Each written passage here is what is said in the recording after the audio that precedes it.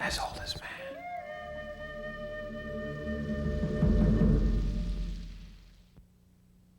The evolution has begun.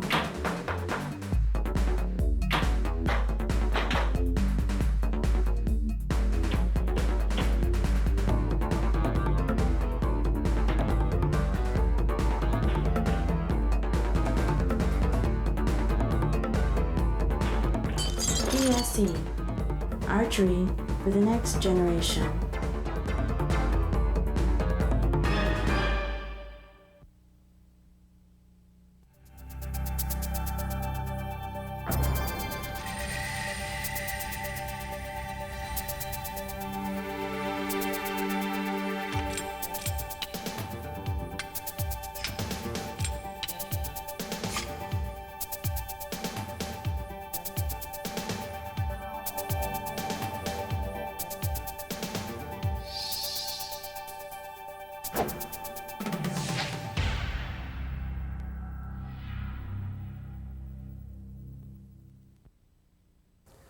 Hi, I'm Pete Shepley.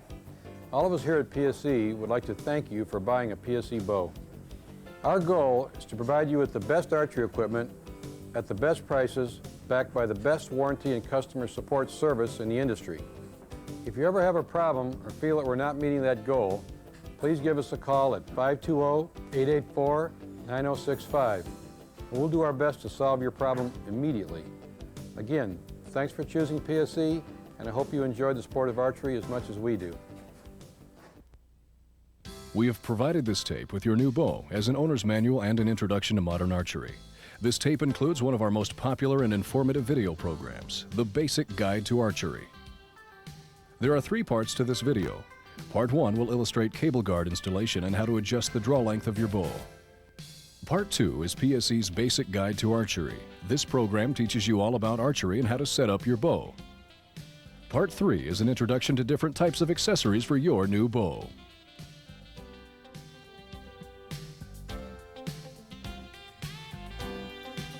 A cable guard repositions the cables off to the side to provide adequate clearance for the arrow fletching. Basically, there are 2 types of cable guards. Type 1 is an upper mounting cable guard, which bolts into the mounting holes for the sight. If you plan to mount additional accessories with this cable guard, you must get longer screws from your local pro shop or hardware store. Type 2 cable guards screw or bolt into the threaded hole below the grip. There are 2 types of cable slides which may have come with your PSE bow: the infinity cable slide or the cable slide insulator.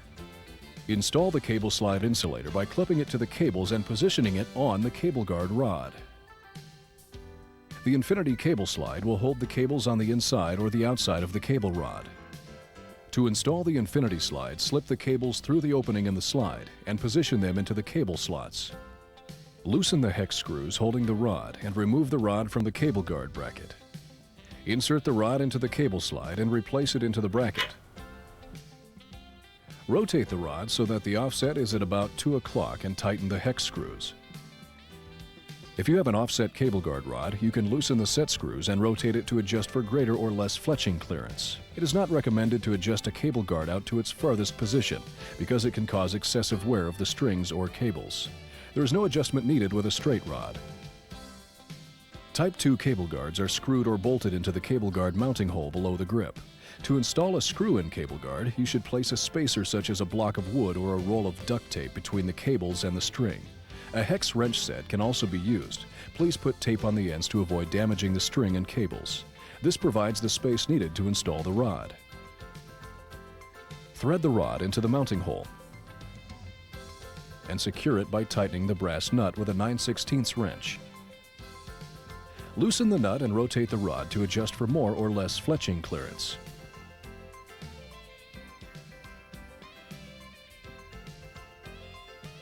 If your cable guard came with a hex head 5/16 24 UNC bolt, use the bolt to attach the cable guard to the mounting hole. You'll need a 1/4 inch Allen wrench to secure it. Install the cable slide. Loosen the set screws to adjust the cable guard for more or less fletching clearance. The cable guard for the PSE Bandit screws into the cable guard mounting hole. Secure it by tightening the 7/16 nut.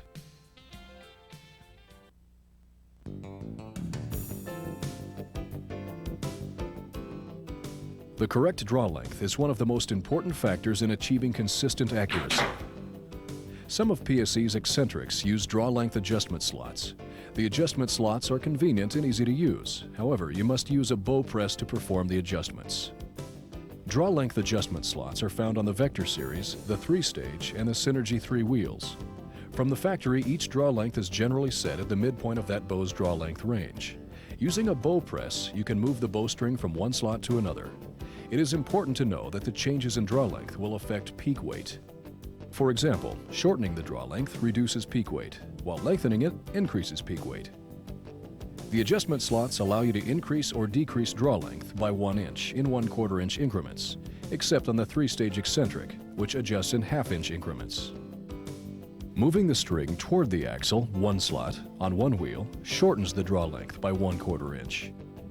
Moving the string away from the axle, 1 slot, on one wheel, lengthens the draw length by 1/4 inch. Making a 1-slot adjustment on both wheels in the same direction changes the draw length by 1/2 inch. Adjustment slots work the same way on all eccentrics equipped with adjustment slots. Adjustments made to the draw length using the draw length slots does not affect the timing of the eccentrics. The Vector family of eccentrics has an additional draw length adjustment capability on the cable side of the wheel. There is an additional slot which allows an extra 1/2 inch of shortening adjustment. This adjustment must be made on both wheels together. It is important to realize that a draw length adjustment made to one wheel only will relocate your knock by half of the amount of adjustment. For example, a 1/4 inch shortening adjustment on the top wheel moves the knock set 1/8 of an inch up. Therefore, you would move the knock set down 1/8 of an inch to return to your original knock point. If you make the same 1/4 inch adjustment on both wheels for a 1/2 inch total change, then your knocking point remains at its original position. On PSE's 1-cam Maxxis HL, all draw length adjustments are accomplished with a movable post system on the cam. As with our other eccentrics, you must use a bow press to make any draw length adjustments on the 1-cam Maxxis HL. Draw length adjustments are made using both sides of the 1-cam Maxxis HL. Side A has a brass post and 4 adjustment holes. Starting from the bottom of the cam, you should think of these holes as the number 1 through 4 positions. Side B has the hex screw head holding the brass post and 2 adjustment posts, post A and post B. Let's use a 30-inch draw bow as an example for making draw length adjustments. A 30-inch 1-cam Maxxis HL bow from the factory will generally have the brass post on side A of the cam in the number 1 position. On side B of the cam, the string loop will be on post A. We will call this the A1 position. To lengthen the draw length, use a bow press to relax the bowstring. Then remove the hex head screw which holds the brass post in place. Now you can move the brass post to one of the number 2 through 4 positions and secure it with the hex head screw. Each hole lengthens the draw length in 1/8 inch increments. It's easy to remember that lengthening is done with post A and holes 2 through 4. You can refer to these as the A2, A3, and A4 positions. In order to shorten the draw length, you must move the brass post to the number 4 position and move the string loop on side B of the cam to post B. We will call this the B4 position. Now the draw length is again 30 inches, just like it was in the A1 position. The A1 and B4 positions are the same draw length. Starting with the B4 position, you can shorten the draw length by moving the brass post from hole 4 into holes 3 through 1. Each hole reduces the draw length in 1/8 inch increments. The Maxxis Cam HL also uses a movable post adjustment system. The 4 holes on the cam are marked. Number 1 is a plus sign, number 2 a 0, and holes 3 and 4 are minus signs. From the factory, most draw lengths will be shipped with a brass post in the number 2 0 position. Moving the brass post to the number 1 hole on one eccentric will lengthen the draw length 1/8 of an inch. If you make this adjustment on both cams, you can increase draw length by 1/4 of an inch. Moving the brass post on one eccentric into the number 3 or 4 holes will shorten draw length in 1/8 inch increments. Making the adjustment on both wheels allows you to achieve up to a 1/2 inch adjustment. There are no built-in draw length adjustment capabilities on the non-high let-off Maxxis cam. Minor adjustments for draw length with the non-high let-off Maxxis cams can be achieved by shortening or lengthening your release rope or your knocking loop. PSE's standard one cam has 3 adjustment posts on the cam. These posts provide approximately 1/2 inch of lengthening or shortening adjustment. From the factory, the string loop will generally be on the middle post. To lengthen the draw length, use a bow press to relax the bowstring. Then move the string loop to the post closest to the axle. To shorten the draw length, move the string loop to the post furthest from the axle.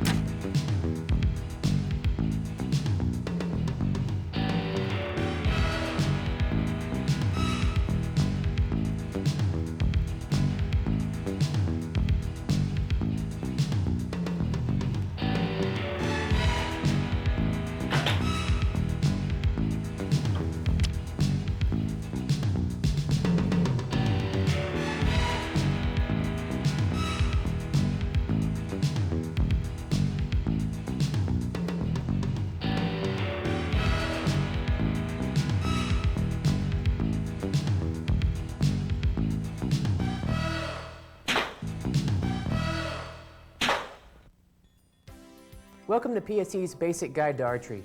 I'm John Shepley. In this program, we will introduce you to the basic facts you need to get started in the exciting sport of archery. Now, most people already know that there are 3 basic types of bows: the longbow, the recurve, and the compound. And before I discuss the different types of bows, I'd like to explain some of the terms commonly used when talking about bows. The draw is the term used for pulling the bowstring back. Full draw is the final point you draw the string to before releasing the arrow. Peak weight is the amount of force it takes to pull the bowstring back to a full draw position, and it's measured in pounds. Holding weight is the weight or poundage you are holding at full draw. Fletchings and nocks are terms associated with an arrow. Now, the fletchings refer to the vanes or the feathers of the arrow, and there can be either 3 or 4 fletchings on the arrow. Arrows with 3 fletchings will commonly have one that is a different color, and that's called the cock vane. The nock, on the other hand, pertains to the part of the arrow that clips onto the bowstring. The longbow is typically 5 to 6 feet long with straight limb tips. It's the most basic and primitive of the 3 bow types. It takes many years of practice to shoot accurately using the longbow. The holding weight is the same as the peak weight of a longbow. If you choose to shoot a 40-pound longbow, you'll be holding 40 pounds at full draw. Now, the recurve bow is a little more advanced in design than the longbow. The limb tips on a recurve are curved away from the bowstring so that greater stress is put on the limb as it's drawn. And this innovation makes the recurve a faster, smoother shooting bow than the longbow. Similar to the longbow, the recurve also requires a significant amount of practice before consistent accuracy can be achieved. Now, both the longbow and recurve provide no mechanical assistance to the shooter when drawing or holding at full draw. As with a longbow, the holding weight is the same as the peak weight on a recurve. Now, the most technically advanced bow on the market today is the compound bow. The compound is the single most popular bow in the world today. It's also the easiest bow to master and shoot accurately. The wheels on the bow provide a mechanical advantage that makes a compound bow more user-friendly. And these wheels are actually called eccentrics. The term eccentric is used because the axle of the wheel is off-center. The eccentrics, or the wheels, make it easier to draw a bow, and they also reduce the weight you hold while at full draw. As a compound bow is drawn, the wheels rotate and the peak weight's transferred from the bowstring to what are called the cables. By transferring the weight from the bowstring to the cables, the eccentrics create a reduction in holding weight called let-off. Therefore, when you draw a compound bow, the holding weight is significantly less than the peak weight. Let-off is measured as a percentage off the peak weight. Eccentrics are available anywhere from 50 to as much as 80% let-off. But as an example, with a 60-pound peak weight bow, a 65% let-off eccentric would provide about a 21-pound holding weight. The reduced holding weight, or let-off, provided by a compound bow is one of the reasons they're so much easier to shoot than a longbow or recurve. The advantage of holding a lower weight at full draw is that you can take the time to aim and perform an accurate shot. Now, there are 2 types of wheels or eccentrics, the round wheel and the cam-shaped wheel. The round wheel is the easiest to draw and shoot, and it's also the most forgiving to errors in shooting form. Many expert target archers prefer to shoot round wheel bows. Now the round wheel bows are easier to shoot accurately, however the arrow velocity is not very fast. Now a cam wheel, on the other hand, provides greater arrow velocity due to the eccentric shape of the wheel. The cam wheel does less work for the shooter, and so it's a little more difficult to draw. Now high-performance cam bows require good shooting form and follow-through for consistent accuracy. Cam wheel bows are generally used by hunters and 3D archers where velocity becomes more critical. One of the most important things you need to determine before you buy your bow is your dominant eye. Now, everybody has a dominant eye, and it's the eye you should use for sighting and aiming your bow. Here's a quick way of finding out your dominant eye. Put your hands together to create an open sight by overlapping your thumbs and fingers, forming a circle. Hold your hands out in front of you and sight at something by centering it in the circle using both eyes. Once you have an object in view and centered in the circle, close your left eye. If the object stays centered, then your right eye dominant, and therefore you should shoot a right-handed bow. But if the object moves out of the center, then you should try opening your left eye and close your right eye. If the object remains centered and you close your right eye, then your left eye dominant and should shoot a left-handed bow.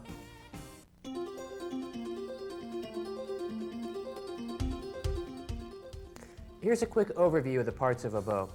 The power, or the energy of the bow, is created by the limbs. The central portion of the bow, where the grip is located, is called the riser, or the handle. And there are three styles of riser designs: reflex, straight, and deflex. A reflex riser curves towards the archer like a letter C, and a deflex riser curves away from the shooter like a letter D, and a straight riser is of course straight. Archers who hunt and shoot 3D tend to shoot reflex risers. The reflex risers allow greater arrow speed, but they demand a lot more consistent shooting form. Deflex risers, on the other hand, are used more often by target shooters because they are more forgiving to inconsistent shooting form. On compounds and takedown recurves, the area where the limb is bolted into is called the limb pocket. The area where the arrow sits is called the shelf. The device which holds the arrow is called the arrow rest. And then remember, the wheels on a compound bow are called eccentrics. Your draw length is the next important fact you need to know before you buy your equipment. It's the measurement of the distance an archer draws a bow back. Now there are two ways to determine draw length. One is to draw an arrow in a light poundage bow and mark the arrow 1 inch in front of the arrow rest. Then you can measure from the nock to the mark to determine your draw length. Many archery pro shops have arrows with measurements already printed on them. The other method for determining your draw length is to make a fist and hold your bow arm out in front of you with your fist against the wall. Now, while holding your release hand to the corner of your mouth, have someone measure from the front of your fist to the corner of your mouth.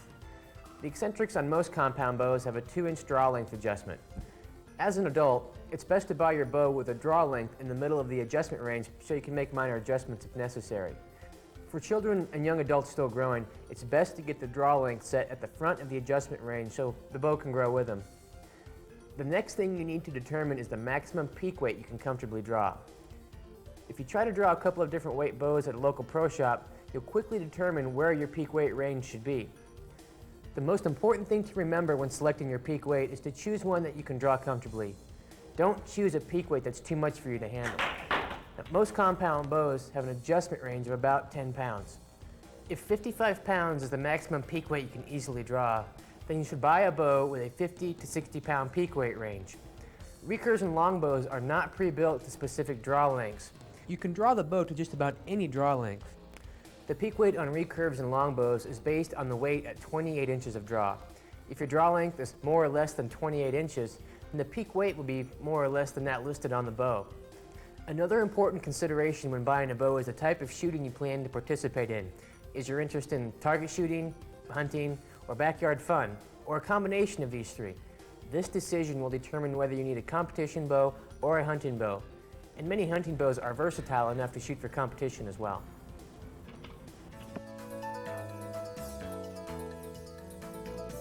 There are two methods for releasing the bowstring. The age-old, tried-and-true method is using your fingers, and the modern, more high-tech method is called the mechanical release aid. Now, most finger shooters use what's called a finger tab to protect their fingers. The finger tab also assists in making a more consistent release by allowing the string to slide off the smooth leather. The trick with the finger release is to relax your fingers the same way every time. Because of the difficulty of doing this, a finger release is not as consistent as the mechanical release. The mechanical release aid is the most consistent and most accurate release method. The mechanical release works just like the trigger on a gun. There's a trigger for your thumb or finger which releases the bowstring.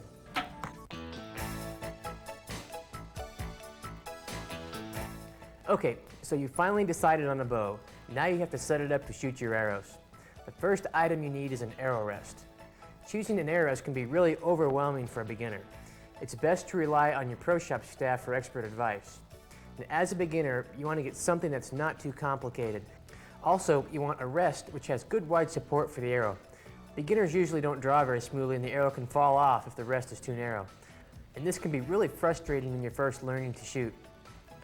Another piece of equipment that is related to the arrow rest is called an overdraw. An overdraw simply moves the arrow rest closer to the shooter. By doing this, the archer can shoot shorter and lighter arrows, and this increases the arrow speed, which is preferred for hunting and 3D competition. With a faster arrow speed, a hunter or a 3D competitor can slightly misjudge distance and still be in the kill zone. Well, an overdraw requires very consistent shooting form, and for safety reasons, it must be properly installed and matched to the correct arrow. For these reasons, long overdraws are not recommended for beginning shooters. After the rest is installed, it's important to set your center shot. This is an adjustment made to your rest to correct problems with arrow flight, and this adjustment is slightly different for each release type, fingers or mechanical release aid. To make this adjustment, first knock an arrow on the string and place it on the arrow rest. Then hold the bow away from you and line the arrow up with a bowstring. Assuming you're shooting a mechanical release aid, you should adjust the rest until the arrow is exactly aligned with the string and or parallel with the shelf edge. We'll fine-tune the center shot later when we perform the paper test. If you're shooting fingers, you need to set your center shot approximately 1 arrow width outside of center when eyeing it up with the string. Again, we'll make further adjustments to the center shot during the paper test. Selecting the proper arrow for your bow setup is a key factor for success in archery. The arrow you shoot can make all the difference, and shooting the wrong arrow can even be dangerous. When selecting an arrow, you should consult the Easton Arrow Shaft Selection Chart. It shows what arrows are best for your bow setup, and it's very important to choose the proper arrow spine for your bow. Just follow the directions on the chart. All you do is use the column for round, cam, or energy wheel, and follow it down to your peak weight. Then follow the line across for the arrow length you plan to shoot. In this box will be the arrow size for your particular setup. You can get an Easton arrow chart by calling Easton directly or from your local pro shop. If you're shooting a longbow or a recurve, the only information you need is your peak weight and the draw length to find your arrow size. The arrow size is represented as a 4-digit number such as 2216. This number correlates to two aspects of a shaft, the diameter and the thickness of the wall. Using 2216 as an example, the 22 relates to shaft diameter and the 16 is the wall thickness. The nocking point is the spot where you place the arrow on the bowstring. Before you set your nocking point, you should check to make sure your tiller is even, and the tiller is the distance from the string to where the limb meets the edge of the limb pocket. This measurement should be even on both limbs. If one is longer or shorter, just turn down or back out one of the limb bolts until they're even. Turning these limb bolts will also affect the bow's peak weight. Though all bows are different, a good estimate is a full turn will change the peak weight about 2.5 to 3 pounds. The nocking point is set by using a knock set. The knock set can be either a brass clamp like the Saunders knock set, or some people just tie some serving thread onto the bowstring. The other option is called a nocking loop. This is a piece of nylon rope which is tied to the bowstring in a loop so that the release aid attaches to the loop instead of the bowstring. The advantage of a nocking loop is that equal pressure is applied above and below the arrow. A nocking loop also makes a bow easier to tune and does not damage the serving. It's best to use a bow square to place your knock set. Some people just eye it up with an arrow, but a bow square is the recommended method. Using the bow square, you should place the knock set 1/8 of an inch above square to start. And again, this will be fine-tuned later when we perform the paper test, so you'll want to leave the knock set loose enough to change it easily. You can also place another knock set directly above the first so that the knock set will not slip. And this completes the top knock set. It's best to place a bottom knock set as well. Put your arrow on the string against the top knock set and crimp the bottom knock set under the arrow knock. Do not put the knock set too tight against the arrow or the knock will be pinched at full draw. Another important accessory is a stabilizer. Stabilizers are used to absorb vibration of the bow after the string is released. And more importantly, stabilizers help keep the bow steady while aiming, and this results in better arrow grouping. The stabilizers range from 4 to 36 inches in length, and once again, your choice will be affected by your archery activities. Shorter stabilizers are typically used in hunting situations so they can be maneuvered easier in close quarters. And the longer ones, on the other hand, are used primarily for tournament shooting.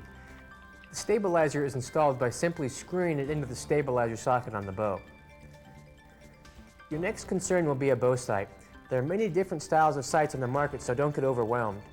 Competition shooters generally prefer a movable style sight, while hunters prefer a fixed pin type. There are also scopes, lighted pins, dots, crosshairs, and a variety of other types of sights on the market. Refer to the directions when installing your sight. Most sights include a bubble style level which must be adjusted independently to assure accuracy. To adjust the bubble, simply use a separate level to align the bow and bend the bubble on the sight to the correct position. This bubble allows the shooter to hold the bow perfectly vertical every time. A peep sight is another accessory that helps with aiming and is used along with a bow sight. The peep sight creates a fixed reference point like the rear side of a rifle. Though a peep sight is not used by all archers, it sure helps a lot with consistency. Hunting peeps are generally larger in diameter for clearer viewing in low light conditions. To install a peep sight, first you evenly separate the bowstring. On new PSE bows, the orange tag represents the middle of the bowstring. Install a peep sight roughly 4 inches above the top knock set. The exact height will be determined later. The peep should be tied in using nylon serving thread. Cut a piece of thread about 8 inches long. Waxing it makes it easier to work with. Start by making a granny knot on top of the string, then doing the same below the string. You should continue in this manner until you have about 6 knots above and 6 knots below the string. Finish off the final knot with a basic square knot. Cut the excess string to leave the ends at about 1/2 inches long. Then simply melt the string with a match or lighter and mash the string into the serving. Be careful not to burn your bowstring. The same process should be performed below the peep sight as well. Once you have completed tying the peep sight in, you can slide the knots up and down the string to hold the peep sight in place. You may have to make some further changes to assure that you can see through the peep sight. You'll notice that as you draw the bowstring, the peep sight will rotate until you reach full draw. If the peep does not stop rotating in a position that you can see through it, you'll have to install the rubber tubing alignment system. This system is especially popular among hunters who have to be sure the peep sight turns correctly in any situation. Attach the rubber tube to the string by following the directions. One of the first concepts to understand as a beginning archer is that a properly tuned bow shooting the correct arrow will react identically from shot to shot. Now with this knowledge, it should be obvious that inconsistent grouping can generally be traced back to the shooter's form. Good shooting form is the single most important factor in achieving consistent accuracy. Remember, it's easier to learn correctly the first time than to break a bad habit later.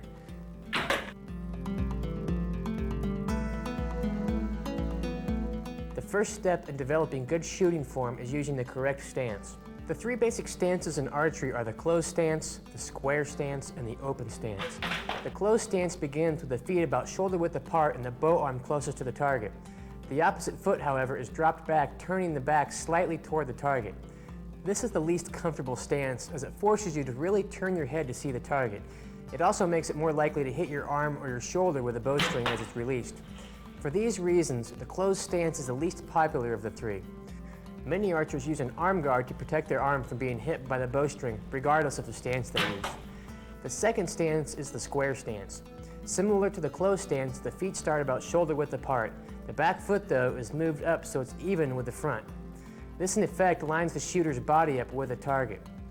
Your weight should be slightly shifted to the front foot, and your head should be in a natural, upright, really comfortable position. As you can see, this position is far more comfortable than the closed stance, and it makes it less likely for you to hit your arm or your shoulder with the bowstring. Experienced shooters tend to prefer this stance. The third stance is the open stance, and once again, the stance is defined by the position of the feet. In this stance, the back foot is moved even farther forward than in the square stance. The toes are turned 45 degrees towards the target. The open stance is preferred by beginners because it opens up the bow arm and shoulder, and it makes it less likely that either will be hit by the bowstring. It also makes it very easy to see the target. The next step to proper shooting form is bow hand placement in your grip. Bow hand placement again offers a few choices. and these are the low wrist position, the medium wrist position, and high wrist position. Most grips are designed for a low wrist position. Now this position requires the least wrist strength and therefore can be used for longer stretches of shooting without fatigue. For these reasons, the low wrist position is by far the most popular, especially with beginners. No matter which of the wrist positions you choose, the grip's essentially the same. The term grip is actually a misnomer, as you should not actually grip the bow. Instead, you should cradle the bow in the V formed between the thumb and the index finger. As the bow is drawn, the weight should be taken on the ball of the thumb. Your fingers should relax and lightly curl around the handle. Actually grasping or squeezing the bow will cause you to torque the handle and you'll have inconsistent arrow grouping. Some shooters will actually leave their fingers open during the shot, and a bow sling is an inexpensive piece of equipment that assures the bow will not be dropped. Many of PSE's bows are equipped with an adjustable grip. This patented grip design can be adjusted left or right to control or minimize the effects of bow hand torque.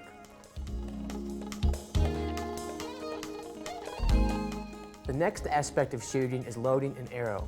Assume your chosen stance and bow hand placement. Hold your bow in front of you and take an arrow out of your quiver. Clip it to the bowstring so the fletchings will not impact the arrow rest. Place the nock on the string at the nocking point and set the arrow shaft on the arrow rest. The next step is to hook the string. If you're going to use your fingers, you will use your first 3 fingers. Now place your index finger above the arrow and the other 2 below the arrow. As a beginner, you should hook the string in the joint closest to your fingertips. As you get more experienced, you may move the string closer to your fingertips for a cleaner release. And keep in mind, this process should be thought of as a hooking, not grabbing the string. If you use a mechanical release aid, you'll hook the release string or jaws under the bottom nock set or to the nocking loop. Finally, you're ready to draw the bow. With your fingers or release still hooked onto the string, hold the bow toward the target. At the same time, raise your elbow on your release arm so that it's parallel to the ground. The goal is to keep everything in line, from your bow arm through your shoulders and your release arm. As you draw, you should feel like you're trying to pinch something between your shoulder blades, and this is called back tension. At the same time, rotate your bow arm elbow outward. This helps to keep your bow arm away from the bowstring when it's released. You should also make sure to pull straight back with your release hand. Twisting your hand or grabbing the string as you draw may cause the arrow to fall off the rest. It's important for all archers to concentrate on developing a consistent anchor point. Your anchor point controls the position of the rear sight and affects your draw length. Slight variations will result in inconsistent arrow grouping. An anchor point is a comfortable hand position on your face which can be repeated exactly the same every time you shoot your bow. To establish an anchor point, it's best to draw the bow with your eyes closed and find a comfortable spot to anchor your hand. To ensure repeatability, you should establish 3 reference points.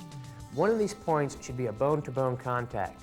This could be a specific place on the jawbone matched to one of the bones on your hand like a knuckle. Finger shooters will typically use the index finger to the corner of the mouth as an anchor point. Now, this anchor point has evolved from instinctive shooting, where a shooter does not use a sight. By using this anchor point, the shooter can look down the arrow for aiming. A finger shooter may also choose a low anchor point, such as beneath the jaw. The under the jaw anchor point is more effective for using a sight when shooting fingers. A real good second reference point can be the string touching the tip of the nose or the end of your chin. Draw the bow back a couple times with your eyes closed until you've established a comfortable, repeatable anchor point. If you're using a peep sight, draw the bow back again and open your eyes. Try to look through your peep sight. If it's not at the right level, you can slide it up and down so you can see through it clearly. And the peep sight will be your third reference point. This brings us to the point of aiming. Simply put, you quickly center the pin in the peep sight and line the pin up on the center of the target. The reason you want to aim quickly is that there's a limited amount of time that you can hold the bow at full draw before your form starts to deteriorate. This is especially true with a recurve or a longbow where you're holding the bow's peak weight at full draw. If you're not using a peep sight, line the pin up on either the inside or outside of the string and put the pin in the center of the target. You must be consistent as to which side of the string you put the pin, or you'll experience left or right changes in impact. Once you start shooting your bow, you'll have to make some sight adjustments. The rule of thumb when making sight changes is simple. The sight pin is moved in the direction of the grouping of arrows. Now this means if you're grouping high and right, you adjust your pin up and to the right. If you're just shooting high, then only one adjustment is necessary, and that is to move the sight pin up. Also, if the arrow is grouped to the left of the aiming spot, you then move the sight pin left. You may have to move the sight several times to get the group in the center. Just be patient. You'll soon be aiming at the center and hitting it.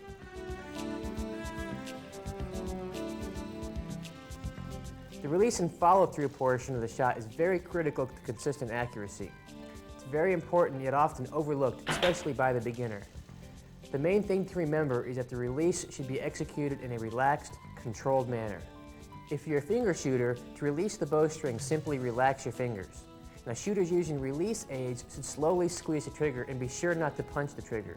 Don't worry about holding the pin steady on the target when you release. That will come with time. Regardless of whether you shoot a release aid or fingers, you must practice to perform the release exactly the same every time. After your release, you should allow your body to continue the reaction to the release. In other words, continue to push the bow and pull with your release hand. And this is called follow-through. During the follow-through, you should continue to pull straight back to complete the controlled shot. In addition, you should also practice good eye follow-through. And this means to continue to focus on the point you're aiming at after the release of the shot. Good follow-through and eye follow-through should be practiced until the arrow has struck the target.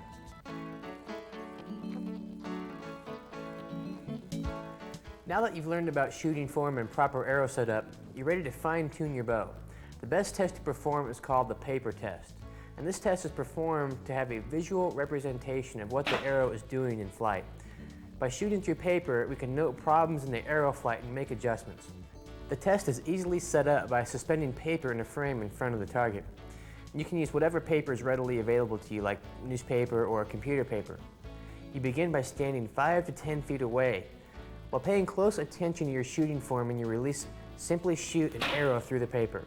The tear made by the arrow illustrates any problems in arrow flight. The goal is to have as close to a perfect bullet hole as possible. Adjustments will need to be made if the arrow makes more than a half-inch tear. Notice in this case, the fletchings entered high and to the left. With this type of tear, you should begin by making adjustments to correct the vertical portion of the tear. You should make one adjustment at a time so you know if the adjustment made makes any difference.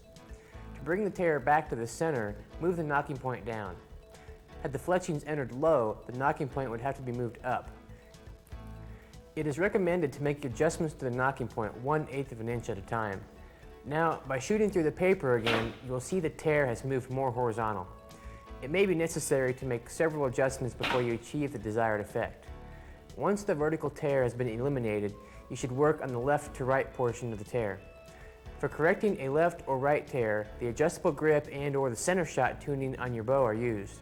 If you have an adjustable grip and have already set up your center shot as we discussed earlier, you should begin tuning with the grip. To bring a tear that is knock left back to the center, you should move the adjustable grip to the left. And this is easy to remember in the fact that you move the grip the same direction of the tear, either left or to the right. It may be helpful to move the grip as far left as possible to determine if the adjustment is within the range of the grip. If the tear has changed to knock right, you should make smaller modifications when moving the grip back to the right in order to bring the tear to center.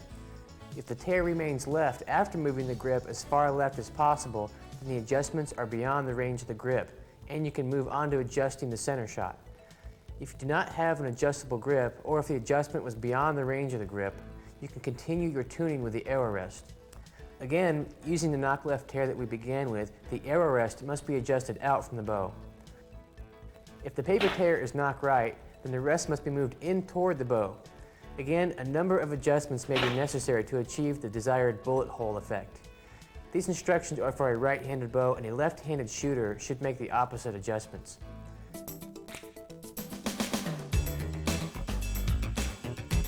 The basics of shooting a bow are not hard to master. However, consistent pinpoint accuracy requires many hours of practice. After you are comfortable with the basics of shooting, there are literally dozens of ways you can enjoy the sport. There are untold thousands of archers who never intend to hunt or participate in tournaments. They're perfectly content to spend time with their families and friends shooting in their backyard or at their public archery lanes. They shoot bows for the sheer joy of it.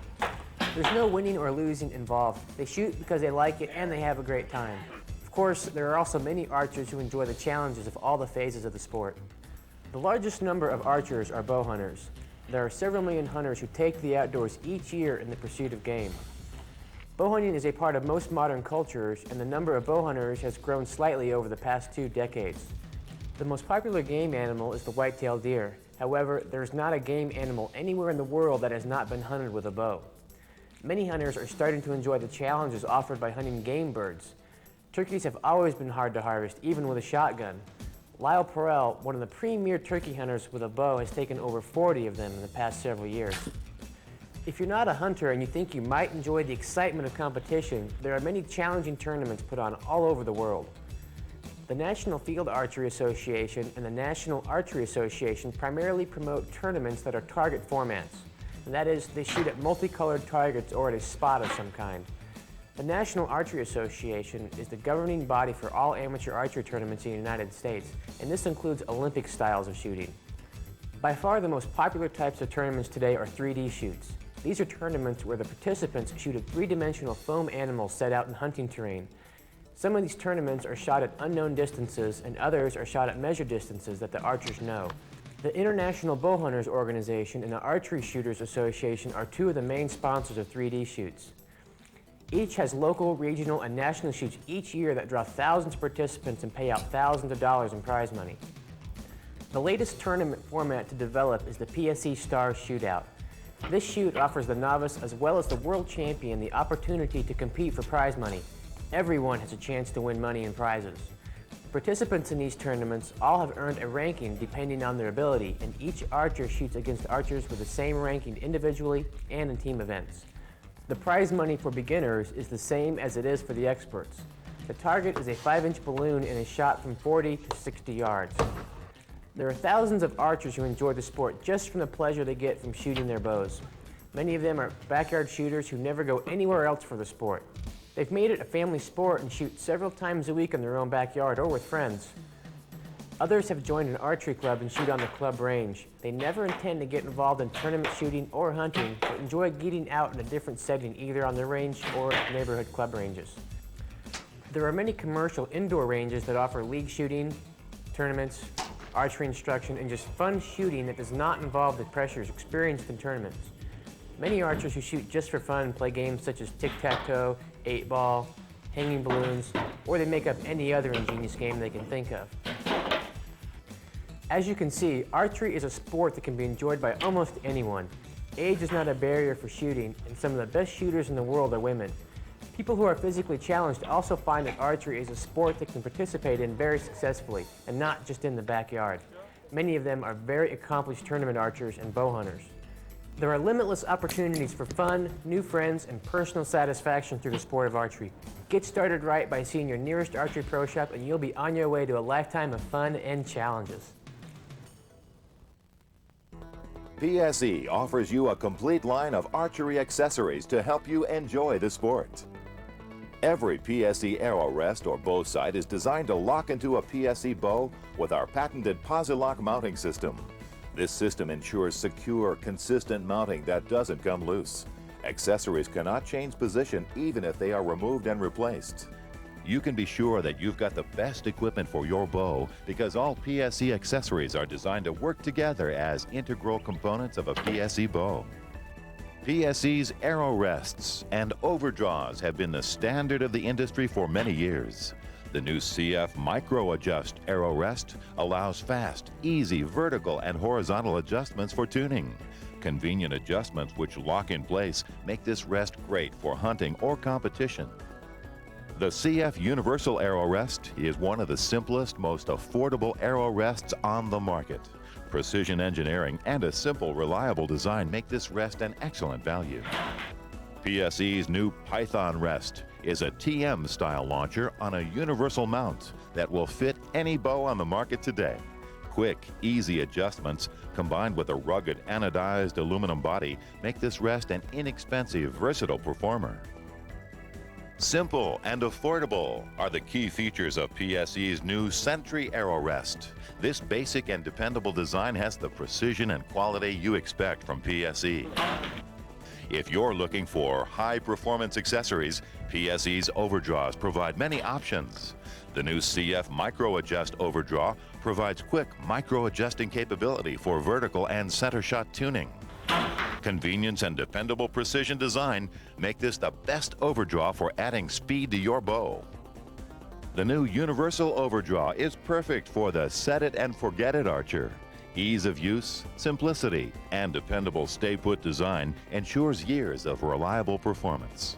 The M1TM Overdraw uses PSE's TM launcher, but comes with a carbon launcher as well. A tough and dependable arrow rest with full adjustment for easy and precise setup. The M1 Star Overdraw is similar to the TM, however, it has a spring steel rest and a side pressure arm. PSE's patented Unisystem integrates the traditional bow quiver and sights into one removable system. PSE's Unisystem represents the ultimate in versatility. You can choose any PSE bow sight and any PSE arrow quiver to design your own perfect Unisystem. All PSE bow quivers now feature the Universal Arrow Clip. This new clip will securely hold any carbon or aluminum shaft arrow. PSE bow quivers offer many options. The quivers are available in 6 different finishes: black, mossy oak tree stand, breakup or fall foliage, real tree advantage green, or tree bark universal. You can choose a 4-arrow or 8-arrow Unisystem quiver. In addition, PSE gives archers the option of choosing a 2-piece bow mount quiver. The 2-piece quivers come in all 6 finishes in 4-arrow or 8-arrow models. The 2-piece quiver will mount on all Infinity and Pro Shop Series bows. PSE's new Infinity accessory package is the perfect match for your hunting bow. All paintable accessories are custom painted to match your bow perfectly. The Infinity accessory package includes the RS Glow Unisystem sight, a mock stabilizer, an 8-arrow bow quiver, a CF Micro Adjust arrow rest, Pete Shepley peep sights, and a wrist sling. The Infinity package is available in 5 finishes: mossy oak tree stand, fall foliage or breakup, real tree advantage green, and tree bark universal. If you prefer a 2-piece quiver, then the Infinity Accessory Package 2 is the right stuff for your bow. The Infinity Package 2 provides all the same camouflage choices and accessories as the regular Infinity package, except it comes with a 2-piece quiver and the regular RS Glow sight. 2-piece quivers will not mount on Mock Series bows. Another great accessory choice from PSE is the Game Sport Accessory Package. This package offers the same 5 custom paint finishes, but the Game Sport package gives you a Mongoose 104 Unisystem sight, a mock stabilizer, an 8-arrow bow quiver, a CF Universal arrow rest, Pete Shepley peep sight, and a wrist sling. PSE's bow hunting sights have set the standard for quality and durability for 20 years. The legendary RS Hunter has a new lightweight polycarbonate pin guard. The RS hunting sight provides simple and precise elevation and windage adjustments. The new RS Micro Adjustable bow sight offers quick, easy micro adjustability for elevation and windage. It also features 3 angled pin tracks for close, staggered positioning of multiple pins. PSE offers 2 sights for improved visibility in low light conditions. The RS Flow dot sight features light-gathering acrylic dots in several colors. The colors also give you better pin definition when used indoors. The RS Glow fluorescent sight features fluorescent wires which gather and concentrate light at the tip for an intensely bright pin. Hello, I'm Will Primo. Choosing the best hunting sight is a real challenge. I know because after 30 years of hunting, I've been through them all. The PSE Glow Dot sight outperforms any sight I've ever used. These new glow pins are the most visible I've ever seen, even in low light conditions. It's awesome how bright they are. Try the new PSE Glow Dot sight. You'll be glad you did. Our new Mongoose pivoting sights offers rugged durability plus instant adjustment for changing yardage during hunting situations. The lever action allows you to quickly and quietly adjust to the exact yardage as animals move toward or away from you. The sight locks in at the yardage you select and will not move during shooting.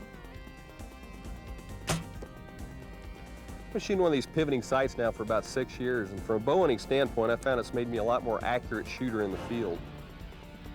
The reason is, if you're sitting at a scrape, say sitting in a tree stand, you've got a scrape, it's 25 yards from your stand, and you've got a 20 and 30 yard pin. When that deer comes into that scrape, you've got a gap between the pins. It's a lot harder to be extremely accurate when you're not aiming exactly where you want to hit.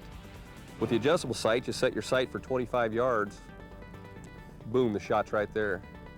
Or if you're sneaking through the field and stalking or calling elk, for instance, you can set your sight for 30 yards with the confidence of knowing that the animal's 30 yards, you're ready for him. But if he holds up on you at 40 yards, it takes a split second to move the sight. And the nice thing is you can even be hooked to your release, be ready to take the shot. The animal moves on in closer to you or moves a little bit away. Just that quickly, you can have the sight reset. With today's range finding capabilities, there's no reason to have an animal out there at 43 yards and hold your 40-yard pin high on him.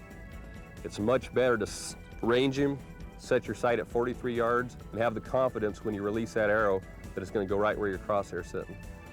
The fact that you're shooting a one single crosshair just makes it so much easier. There's nothing else for your mind to get confused with. I've had guys actually use their 60-yard pin on a 20-yard elk. The little adrenaline starts up.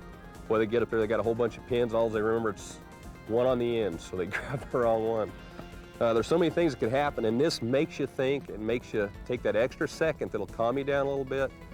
You say the animal's 30 yards, 32 yards, but you're thinking about something besides, boy, he's a big one. When you do that, you set your sight, draw back. It seems like it just makes it a lot easier to be steady, pick your spot, and take the shot. Make a lot better hunter out of you. Not only is this sight extremely durable, but it's extremely adjustable. With the thumb roller, you can set the sight 10-yard increments, or you can micro set them to 1-yard increments at a time. Lock it down where you want it, and it's absolutely not going to move. And in a hunting situation, I back it off just a little bit where you can still roll it, but it's so tight it's not going to just move on its own. Extremely, extremely adjustable hunting sight. Best thing about PSE's pivoting sight is, like all their other sights, it's made out of machined aluminum. It's made with all the rugged durability and top components of their other products. This sight is by far the most durable sight I've had on my bow. I think it's going to last a lifetime. PSE's new POOHLgQ target sight won't move a muscle. This new precision machined aluminum target sight features PSE's patented POOHLgQ mounting system. With ultra-fine elevation and windage adjustments, the Tight Lock micro-adjust system ensures that once the sight is set, it can't move until readjusted. The PSE POOHLgQ target sight also comes with a universal mounting block to mount to any bow. If you are a release shooter, you'll be impressed by PSE's 2 new release aids. The Catalina rope release is a 3-finger thumb-activated precision release. Specifically designed for the competition shooter, the Catalina is also an excellent hunting release. The Rincon rope release is a comfortable 3-finger thumb-activated release with a closed index finger hole. Target archers and hunters can benefit from its smooth, precise operating mechanism. PSE now owns the renowned Hot Shot Release Company. The new PSE Hot Shot is an economically priced and dependable release aid. The Hot Shot is available as thumb or finger activated, with or without rope. The simple, rugged construction will provide years of trouble-free operation. It's always a good idea to protect your bow in a bow case. King Sonoran bow cases are available in many beautiful southwestern patterns. King Sonoran hip quivers provide pockets which are perfect for release aids and accessories. Rugged and great looking, these quivers add style to your shooting. You'll love the exciting new colors of PSE vanes. They're the original weather-resistant alternative to feathers. These advanced polymer vanes represent a landmark in fletching design. They consistently maintain their shape and flexibility shot after shot. Available in 4 sizes and 10 colors for competition and hunting. These vanes work great with fast set gel. They set in seconds. Let the world know that you are an archer and proud to shoot PSE. PSE's line of signature clothing is classy and very high quality. You'll look great in a PSE denim shirt, t-shirt, or shooting shirt. PSE also offers 3 sharp-looking signature jacket styles to keep you warm and dry. PSE has the best quality and best-looking caps around. Pick up a PSE signature hat today and you won't go anywhere without it. Industry experts agree that PSE has the most complete and highest quality line of bows and accessories in the world. That's why the best archers choose the best archery equipment, PSE.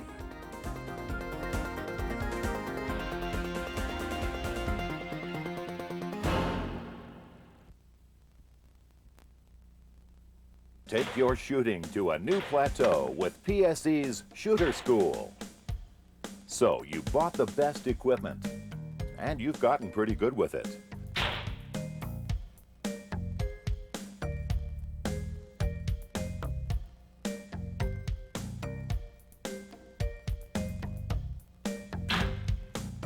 But now, pretty good just isn't good enough. You want to excel.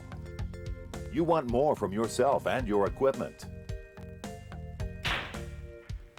It's time to raise your archery skills to a new level, a higher level. It's time to put your talent in the hands of a professional, the PSE Shooter School. Whether your goal is Olympic-level competition, a Vegas top 5 placement, a 3D world record, or better bow hunting success, PSE has the facility and the coaching staff to achieve it. No matter what you're trying to accomplish through archery, the PSE Shooter School will help you get there. Situated in beautiful Tucson, Arizona, PSE's Shooter School is supported by a comprehensive archery training facility with a $200,000 lighted outdoor shooting range and 2 fully equipped indoor ranges. The fantastic Arizona weather allows for year-round outdoor shooting and unlimited recreational opportunities. So many pros attend PSE Shooter School that you never know who you might be shooting with. 2 world-renowned coaches head up PSE's world-class archery training program, Alexander Kirilov and George Chapman. Alexander Kirilov is the former USSR national archery coach. Alexander brings students to peak levels of performance by applying the knowledge and progressive training program he developed for world champions like Vadim Shikarev, Zabrodsky, and Eshaev. In fact, Valery Lysenko, one of Russia's current top Olympic contenders, chose PSE Shooter School to prepare for the 1996 Olympics. My goal is to take all of my students to the next level. After just one school, every student will notice a significant improvement, whether shooting a recurve or compound. We will teach you the proper way to shoot bow. Most importantly, you will learn how to develop and maintain consistent shot execution. I'm guaranteed. Rumored to be older than dirt, Master Coach George Chapman has been coaching many of the world's greatest archers for 35 years. George's coaching techniques are built on a foundation of 52 years of archery experience. Every student receives personalized, individual instruction, which includes videotape analysis of their shooting form. You know, it's just impossible to have just one coaching technique fit all shooters.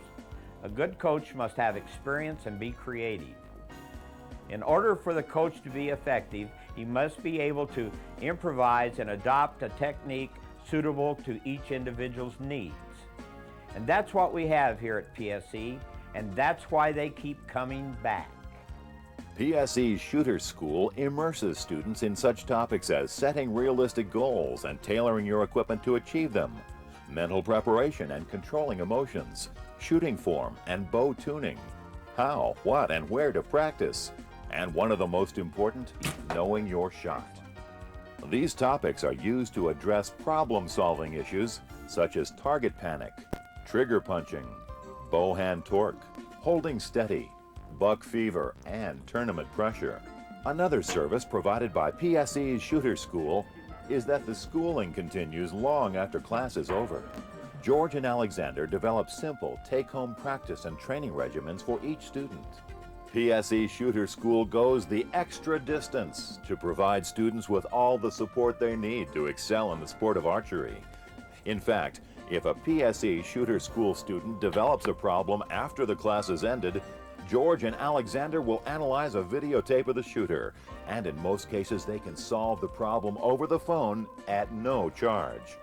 Now that's service after the sale. PSE Shooter School. There's just no comparison.